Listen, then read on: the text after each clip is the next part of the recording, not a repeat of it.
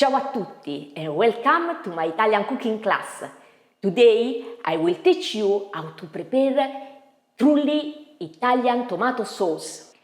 I will explain you the difference between passata, salsa and sugo. If you use the wrong one for your dish, the result could be very disappointing. Let's start!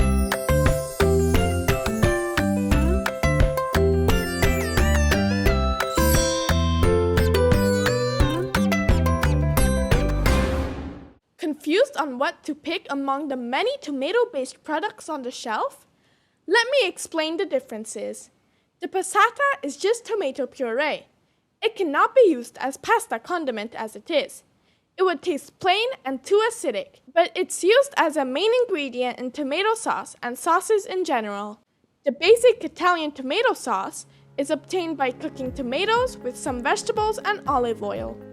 It can be used by mixing it with pasta to make a simple dish.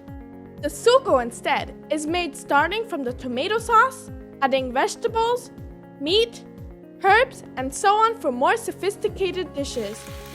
Here there is no limit to creativity, and it's normal to see cooks and brands adjusting the sauce to the local taste. Today I want to teach you how to prepare the salsa, the tomato sauce. You can find many recipes on internet. They are all valid, but I teach you one that will make your dish taste really delicious. You will need extra virgin olive oil, tomato, peeled tomato, Soffritto, wine, Thyme, and Laurel. In a pan, add some extra virgin olive oil. Then add Soffritto, which is one of the fundamental flavor base of the Italian cuisine. Watch our cooking class to know in details how to make it. And fry. Brown. When it starts smelling, add thyme. Add the wine. Wine is optional, but definitely do not use a sweet one. Remove the wooden stem of the thyme now or after finishing to cook the sauce. And now, watch carefully. We are browning some fresh cherry tomatoes, which will give a special flavor to this sauce. When the cherry tomatoes become like this, you can add the passata or whole peeled tomatoes.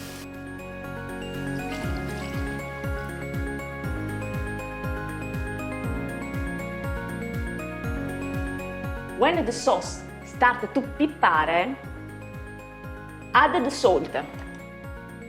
A common question is if sugar should be added.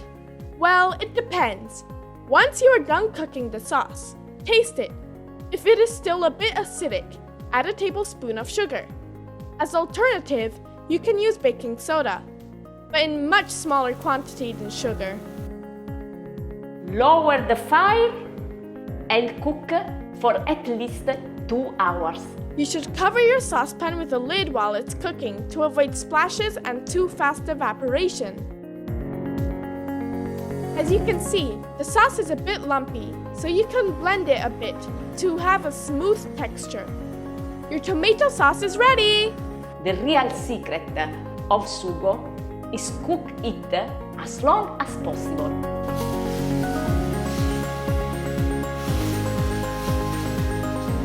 Let's recap some key points that we have learned today. 1. Add fresh tomato to the Soffritto and brown them. This will give your sauce a flavor enhancement. 2. Simmer the sauce as long as possible. To prevent water from evaporating too fast, cover the pan with a lid. When the sauce gets thick, stir every now and then to prevent from sticking. 3.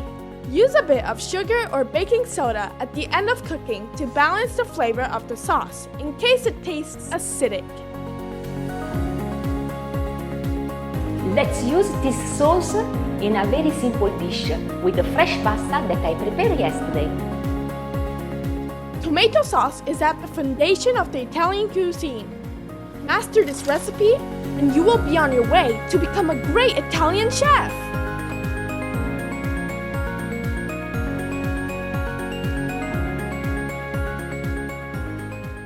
Thank you for watching.